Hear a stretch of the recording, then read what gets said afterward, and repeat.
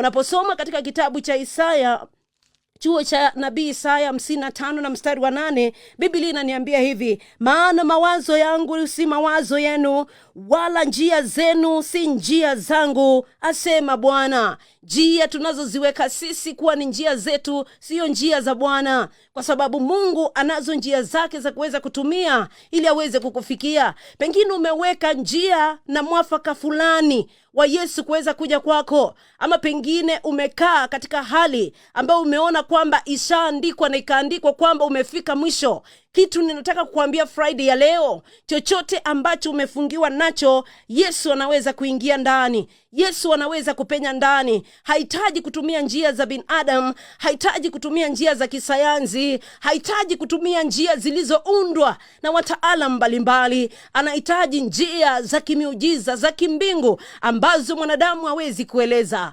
Wanafunzi hawangeeleza Yesu aliweza kuingia namna gani, lakini wakifungua macho yao walimpata Yesu amesimama mbele yao. Ninaomba Friday ya leo ukashuhudie muujiza wa kimbingu popote ambapo pamefungwa. Yesu wetu hawezi zuiwa kuingia na kukuletea msaada na kukupatia muujiza wa kimbingu. Haleluya! Chochote ambacho kimekuzuia, nothing can stop my Jesus. Aliweza kuingia katika milango iliyofungwa na madirisha yaliyofungwa, akaweza kukataa njia za wanadamu za kuweza kuingia mahali, akatumia njia za kimbingu na akaleta msaada kwa wanafunzi.